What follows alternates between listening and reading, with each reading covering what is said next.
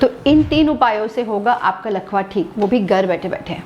देखिए, लकवा ठीक करने के बहुत सारे उपाय हम ऑनलाइन देखते हैं, पड़ोसियों से सुनते हैं, अपने दोस्त यारों से सुनते हैं, पर क्या आपको पता है अगर आपको लकवा ठीक करना है तो आपको पता होना चाहिए लकवा होने के मुख्य कारण।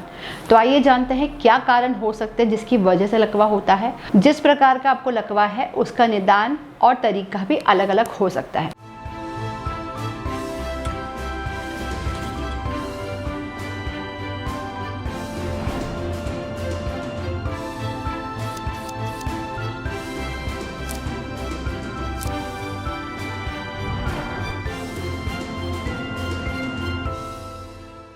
नमस्कार, मैं हूं डॉक्टर नेहा वर्मा। मैं हूं आपकी न्यूरोप्लास्टिसिटी कोच और पिछले 15 वर्षों से मैं भारत में लकवा मुक्त अभियान चला रही हूं, जिसके तहत हमने अभी तक हज़ारों मरीजों के जीवन बदला है और हमने ना सिर्फ उनको लकवा मुक्त किया है बल्कि साथ साथ उनको प्रेरणा दी है कि वो अपने जीवन पे नॉर्मल तरीके से लौटें। एक लकवे के व्यक्ति को हमेशा एक अपेक्षित नज़रों से देखा जाता है और हमारा इस अभियान के तहत एक ही मुद्दा होता है कि उस व्यक्ति को भी एक सामान्य जीवन जीने का पूरा हक होता है। तो आइए वीडियो की शुरुआत करते हैं। सबसे पहले आपको ये जानना होगा कि लकवा होने के मुख्य कारण क्या होते हैं। देखिए, पहला कारण तो होता है जहाँ पे आपको कोई इंजरी हुई हो, जैसे आपको स्पाइन में चोट लगी हो, एक्सीडेंट हुआ हो, जिसकी वजह से आपका जिस एरिया में चोट लगी है, फॉर एग्जांपल अगर आपको सर्वाइकल एरिया में चोट लगी तो नीचे का जो हिस्सा है वो लकवाग्रस्त हो जाएगा। दूसरा जो टाइप होता है वो होता है हेमरेज या स्ट्रोक। स्ट्रोक में भी 2 टाइप के प्रकार होते हैं जिसको मैं आगे डिस्कस करूँगी वीडियो में आपके साथ में।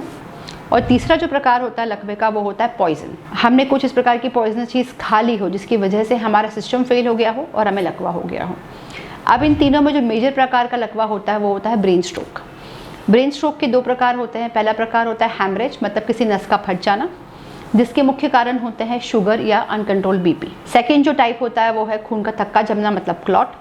क्लॉट का बनने का मुख्य कारण यूजुअली होता है आपका कोलेस्ट्रॉल या फिर अनियंत्रित डायबिटीज़।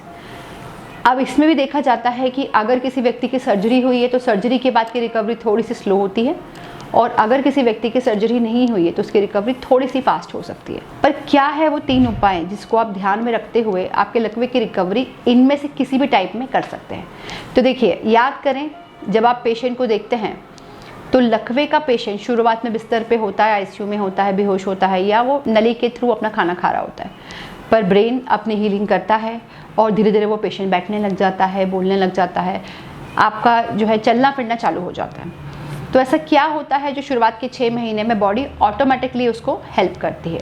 इस प्रोसेस को बोलते हैं न्यूरोप्लास्टिसिटी, जो भगवान द्वारा दिया एक प्रोसेस है जो पहले 6 महीने तक हमारी बॉडी में किसी भी प्रकार की ब्रेन की क्षति को हील करने के लिए कारगर साबित होता है। पर 6 महीने के बाद जो रिकवरी आपके ब्रेन ने हासिल की होती है वो उस लेवल पर रुक जाती है। अब आगे हाथ नहीं चल रहा होता, पैर नहीं चल रहा होता या स्पीच नहीं आई होती तो आगे रिकवरी नहीं होती है।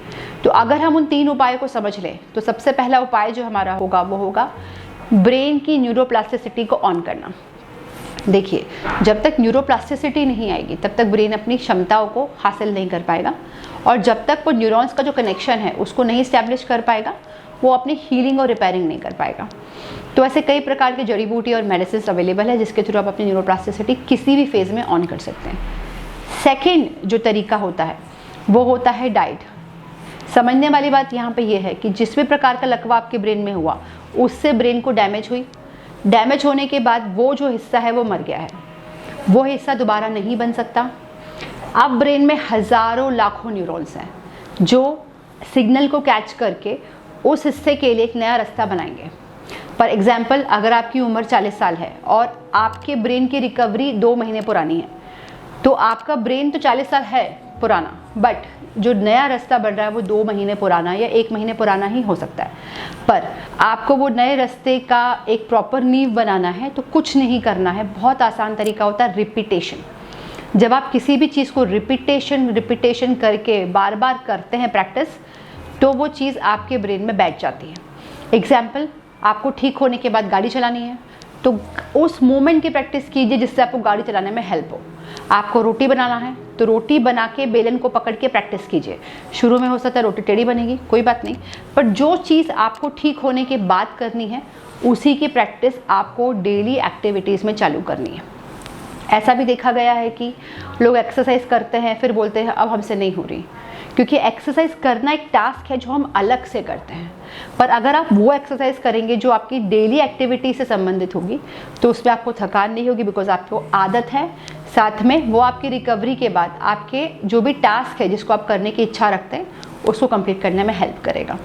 तो इन सारे प्रोसेस को समझ के हमको ये भी समझना पड़ता है कि एक डाइट जो हमारी ब्रेन के अंदर शक्ति प्रदान करे वो हमें लेनी होती है। जो इंडियन डाइट होती है उसमें कार्बोहाइड्रेट का सेवन ज़्यादा होता है, जिसकी वजह से वसा बढ़ती है, फैट बढ़ता है पेशेंट के अंदर, डाइजेशन प्रॉब्लम हो सकती है। तो हमें हमेशा ध्यान रखना है कि जो मसल्स हैं उसका ताकत कहाँ से आता है? प्रोटीन से। डाइजेशन सही करने के लिए फाइबर को आपके खाने में इंक्लूड करना बहुत ज़रूरी है। तो आपके खाने में जो डाइट होनी चाहिए उसमें प्रोटीन की मात्रा ज़्यादा होनी चाहिए, फाइबर की मात्रा ज़्यादा होनी चाहिए, कार्बोहाइड्रेट की मात्रा कम होनी चाहिए। अब मेरे बहुत सारे वीडियोस हैं जिसमें मैंने आपको बताया हुआ है कि डाइट में वेजिटेरियंस क्या खाएं, नॉन वेजिटेरियंस क्या खाएं, उसकी लिंक आपको डिस्क्रिप्शन में मिल जाएगी, आप जाके वो वीडियो को देख सकते हैं। थर्ड चीज़ जो है जो आपकी न्यूरोप्लास्टिसिटी को ऑन करके आपको हील कर सकती है वो है आपका माइंडसेट। देखिए, अगर आप ये मान लेते हैं कि आपको अब आगे जीवन में कोई होप नहीं है, कोई उम्मीद नहीं है, तो सच मानिए कोई उम्मीद और कोई होप नहीं मिलेगी। भगवान स्वयं उतर के नीचे आके आपको ठीक नहीं कर सकते हैं। आपको ये इच्छा आपकी बहुत स्ट्रॉन्ग करनी होगी कि मैं ठीक हो सकता हूँ या हो सकती हूँ, और उस ठीक होने के माध्यम का ज़रिया आपके ब्रेन से ही है। एक नेगेटिव विचार आपके बहुत सारे न्यूरॉन्स को इनएक्टिव कर देगा और एक पॉजिटिव विचार आपकी बॉडी के बहुत सारे न्यूरॉन्स को एक्टिवेट कर देगा। ये सिंपल फार्मूला है जो हर व्यक्ति लकवे की रिकवरी में यूज़ करता है और जिसको हम विजुअलाइजेशन के थ्रू हमारे क्लिनिक पर प्रैक्टिस भी करवाते हैं। कई बार वीडियो कॉल के माध्यम से मैं पेशेंट को बोलती हूँ कि आप ऐसा फील कीजिए कि आपका हाथ चल रहा है, आप चल रहे हैं, आप गाड़ी चला रहे हैं, आप ड्राइव कर रहे हैं। जब आप ऐसा फील करते हैं या जब आप ऐसा सोचते हैं तो आपका ब्रेन उस चीज़ को एक्सेप्ट करना शुरू करता है और नया रास्ता बनाता है उस टास्क को करने के लिए जिसको आपको करना है। और इस प्रोसेस में हमेशा 101% सफलता मिलती है अगर पेशेंट उसको रेगुलरली करता है, नियम के साथ करता है, तो 101% मैं गारंटी के साथ हर पेशेंट को बोलती हूँ कि आपका लकवा ठीक होगा। तो ये वो सिंपल 3 उपाय हैं जिनको आप अभी और आज से ही घर बैठे बैठे आपके रूटीन में चालू कर सकते हैं, जिसके साथ एक ऐसी बीमारी जिससे आप टूट चुके हैं फाइनेंशियली, पर्सनल लेवल पे, हो सकता है आपके रिलेशनशिप वाइज या आपकी फैमिली बिखर चुकी है, घबराएं नहीं। एक एक चीज़ को स्टेप वाइज आप चलें और आप देखें कि हर कदम पे जब आप इस चीज़ों को इम्प्रोवाइज़ करेंगे तो आपकी लाइफ भी बेटर होगी, आपका बीमारी भी ठीक होगा और आप एक नॉर्मल ज़िंदगी की तरफ बढ़ेंगे। अगर मैं कर सकती हूँ तो आप भी कर सकते हैं। अगर आप चाहते हैं कि हम ऐसे कोई टॉपिक पे वीडियो बनाएं जो आपको हेल्प कर सकता है आपकी रिकवरी में, तो कमेंट सेक्शन में ज़रूर लिखें। और साथ में अगर आपको वीडियो अच्छी लगी हो तो ज़रूर इसको शेयर करें और उस हर व्यक्ति तक पहुँचाएँ जिसको लकवा है। Thank you.